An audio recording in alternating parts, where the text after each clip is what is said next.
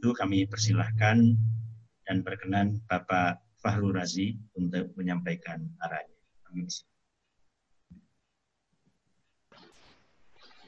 Assalamualaikum warahmatullahi wabarakatuh.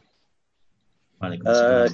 Kementerian Agama sudah sepakat dengan ide-ide itu.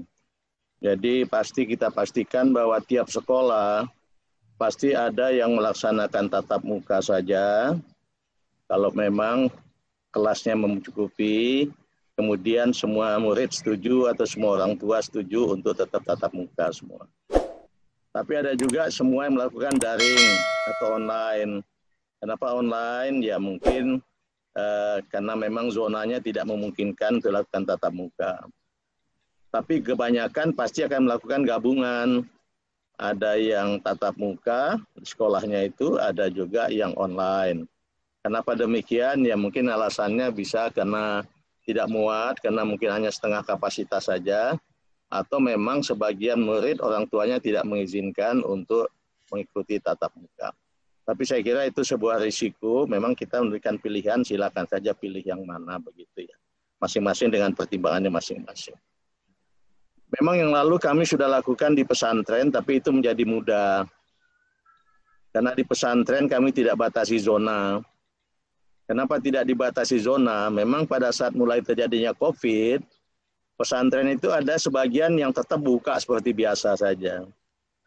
Tidak peduli zonanya apa. Ada yang sebagian memulangkan, belakangan kemudian mendatangkan kembali. Ada yang memulangkan semua, dan pelan-pelan kemudian mendatangkan kembali. Memang dari awal sudah tidak bisa dilakukan zona, karena beliau-beliau mereka itu sudah tetap dengan pendiriannya sejak awal. Tapi alhamdulillah, karena memang kita tentukan persyaratan 4. 1, lokasinya aman COVID.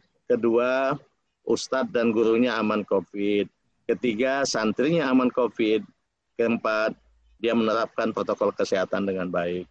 Alhamdulillah sejauh ini boleh dikatakan yang baru kita tahu yang terkena menjadi klaster, ya hanya 3 pesantren, tidak salah saya. Jadi kalau dihitung persentasenya hanya 0,0000 sekian persen. Tapi memang itu menjadi lebih mudah.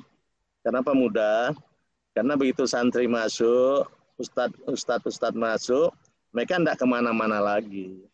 Sehingga sudah betul-betul dia masuknya sehat, di dalam suasana sehat, kemudian tidak boleh keluar lagi, sehingga protokol kesehatan diterapkan, ya alhamdulillah semua sehat. Tapi pada saat situasi kita sekarang akan lebih sulit tentu saja. Kenapa lebih sulit? Karena murid nanti akan pulang pergi ke sekolah. Mungkin dia berangkat dari rumah sehat, sampai sekolah sehat, pulangnya dia singgah di mana, shopping, belanja, main-main sama temannya, tendang-tendang bola di lapangan bola dan sebagainya, pulang dia kena virus, mungkin balik besoknya dia ke sekolah membawa virus itu. Mungkin itu salah satu yang kita khawatirkan. Oleh sebab itu memang kita harus menekankan sekali kepada orang tua nantinya. Kita akan melaksanakan ini dengan sebagaimana tadi kesepakatan itu, kesepakatan bersama. Kita harus tekankan kepada orang tua, perintahkan kepada anak-anak itu masing-masing, betul-betul dari rumah langsung ke sekolah. Jangan belok kemana-mana, pulangnya juga dari sekolah langsung pulang ke rumah. Mungkin kita pesan juga tadi Pak Nadiem mengatakan, masyarakat kita ajak ikut partisipasi, ya kita pesanlah mungkin kepada satpam-satpam di pasar yang dilewati, kalau ada pada saat pagi begini, pagi siang, ada anak-anak yang berhenti di sini, disuruh pulang saja, nggak boleh.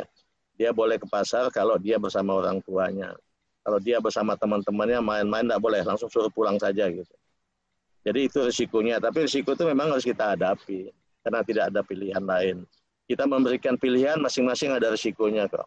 Jadi betul-betul kita harus menekankan kepada semua aspek untuk sama-sama mensukseskan ini. Saya kira secara lengkap tadi sudah dipaparkan oleh Mendikbud, kami semua setuju. Tadi pesantren, kami sudah pesantren ya mungkin sudah hampir 100% semua untuk masuk kembali gitu ya. Tanpa mempedulikan zona, tapi dengan tadi kami garis bawahi.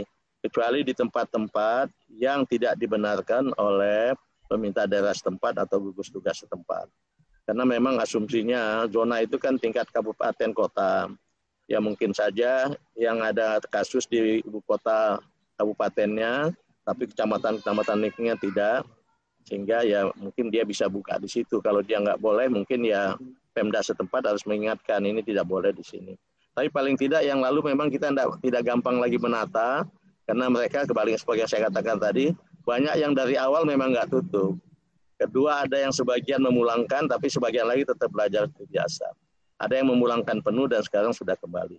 Saya setuju akan dukung apa sampaikan Pak Nadiem tadi, sama-sama kita dukung ini, sama-sama kita upayakan untuk mensukseskan dengan sebaik-baik. Begitu, terima kasih. Assalamualaikum warahmatullahi wabarakatuh. Waalaikumsalam warahmatullahi wabarakatuh.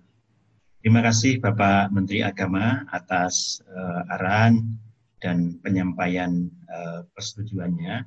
Selanjutnya ada pertanyaan dari media, yaitu pertama dari RRI.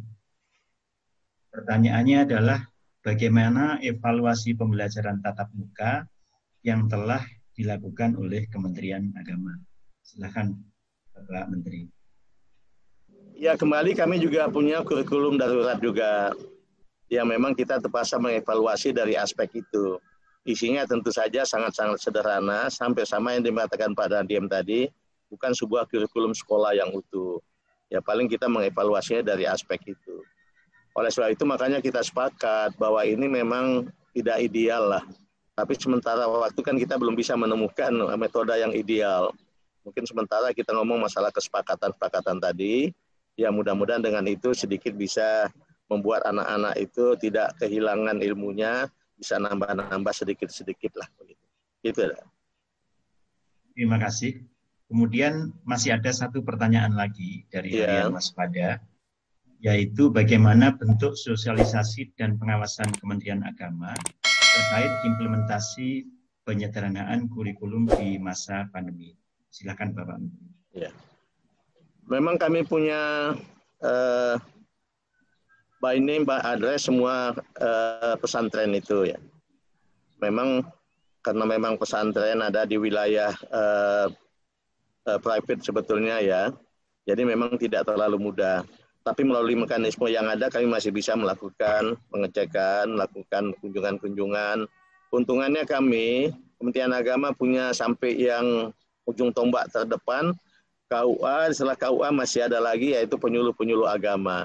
Mereka inilah yang kita harapkan menjadi mata dan telinga kita, juga juru bicara kita dalam berkomunikasi dengan pesantren.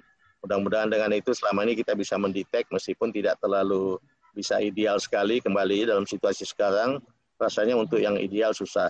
Tapi kami usahakan semaksimal mungkin mengaktifkan Kanwil Agama, Kepala Kantor Agama Kabupaten Kota, KUA dan penyuluh-penyuluh agama untuk aktif untuk melakukan kegiatan ini. Dan kami juga berkoordinasi dengan induk-induk organisasi dari pesantren-pesantren itu, khususnya ormas-ormas Islam yang mengkoordinasi mereka.